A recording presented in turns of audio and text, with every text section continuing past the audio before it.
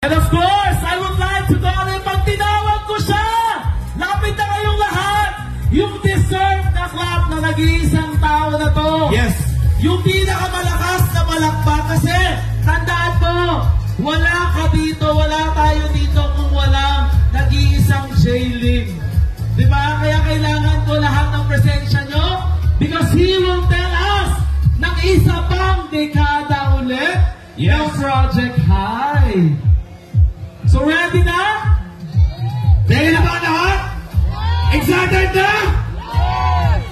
Kaya muli, ngayon pa lang, maraming salamat sa iyo, classmate. And ito, our fullest gratitude. Yes, sa crowd, lapit pa tayo? Lapit pa. Gusto ko, mas lumapit pa kayo para natin tawagin the person behind the Project High community na nagsimula 2015. Tama po ba ako? 2015. Yes. And right now, he is a networker for 22 years. Yes. He is the greatest coach of all time, and our CVO, our classmate, the one and only Major Joseph Lim!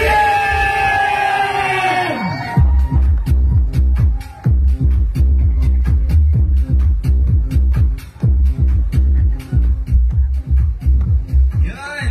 Hello! Good evening po sa inyo lahat. Parang mga taga-project pa itong kausap ko. Good evening po sa inyo lahat. Okay, sino po ang naniniwala na siya po ang mag-uuwi ng sasakyan na yan? Hindi ko man lang maramdaman. Sino po ang naniniwala? Okay, magiging sobrang maikli lang po itong talk ko sa inyo. Sobrang bilis ng panahon kasi 10 years na. And nakakatuwa lang din po kasi hindi ko po magagawa mapalaki ng ganito kaganda ang community natin na mag-isa. Kaya gusto kong pasalamatan ng bawat isa po sa inyo kasi naging parte po kayo kung gaano kaganda at kalaki na po ang community natin. Kaya pwedeng palakpan po natin ng sobrang sarili natin. Now, siguro konting kwento na lang kasi I'm sure gusto nyo na pong uminom? Gusto nyo na mag-party? Gusto nyo na kumain ulit? Okay. Ngayon, iiklihan ko lang. Kwentuhan ko lang po kayo ng konti. Unang-una, masarap po mangarap na nandito po tayo sa isang lugar na nandito po yung mga taong lahat nangangarap din. Tama po ba? Yung hindi ka mahihiya magsabi kung ano yung gusto mo, ano yung goal na nakikita mo. Kaya para sa akin, tingin nyo, kailan nyo makukuha ang goal nyo po? Anong taon? Anong taon? Sana sa 11th year anniversary natin, sakay-sakay ka na ng sasakyan na ilalabas mo. Yes! Tama ba yung word ko? Sakay-sakay ka na. Tama naman. Nakasakay ka na sa sasakyan na. Tama po ba? Yes! Okay. Ngayon, sa akin, siguro kanina habang nagkukwentuhan po kami sa likod nila Kim, biglang naalala ko lang po na actually, nag-start po ang J-Lim project. Sa una, trip-trip lang talaga, na hindi naman po sobrang ganito po yung nag-visualize. Actually nga, nagsimula pa po ang J-Lim project, ang title ko pa dati, J-Lims.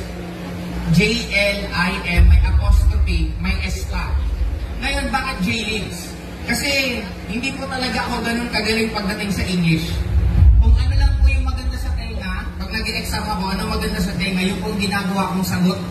Di ba, alam niyo po ba yung exam ng mga there, di ba, ano yung tama, yun lang ginagawa ko. Hindi ako perfectong tao.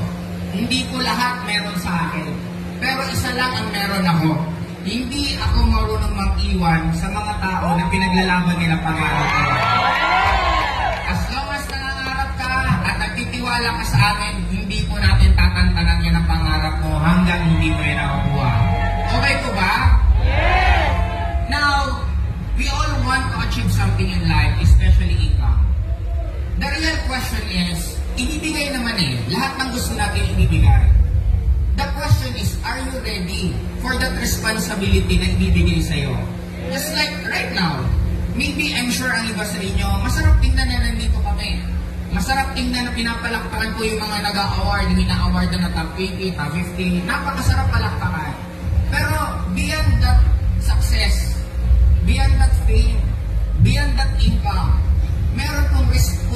oportunidad na nakaakbay dyan sa kanila sa bawat ginagawa nila.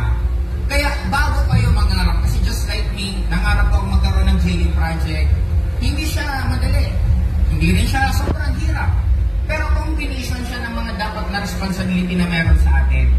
Lumaki ang project kasi isa lang, ang goal niya makatulong.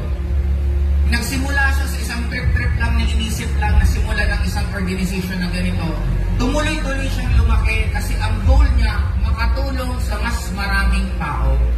Kaya you will never go wrong pag ang goal po ninyo mas makatulong sa downlines po ninyo, mas makatulong sa family ninyo, mas makatulong sa mga tao na nangangarap na gusto magbago ang buhay. You will never go wrong if yun ang gagawin po ninyo.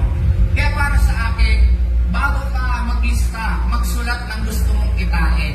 Make it sure, alam mo ang responsibilidad once na kinikita mo na yung amount na yon. Kasi habang mas malaki po ang kinikita po natin, mas malala at grabe po ang responsibility na meron sa atin. Kaya tanong ko sa inyo, ready na po ba kayo doblehin, triplehin ang income po ninyo? Sigurado po ba kayo? Alam niyo po ba, pag gusto niyo doblehin, triplehin ang income po ninyo, dapat ang sipag ninyo, ang pag-aaral po ninyo, ang pagtutulong niyo sa mga downlines niyo, dapat nagka-times 2, nagka-times 3, nagka-times 4 yan. Ready na po ba kayo? Now, isa na lang po ang pinakagusto kong sabihin. Anong event po ngayon? Anong event po ngayon? Gusto ko marinig sa inyo. Anong event po ngayon? Ang event po natin ngayon is 10th year anniversary. Isa lang po sure ko, our 10th year anniversary is not the end. This is the beginning. This is the beginning of another 10 years na breakthrough. Ready po ba kayo sa 10 taon na uulan ng resulta sa susunod na taon na mangyayari sa atin? 2026, 2027, 2028. Mamili po kayo. Dadahan-dahanin po, uulitin ko yung taon na yon. Ikaw pumasok sa taon na yon kung anong resulta gusto mo, anong country na pupuntahan mo,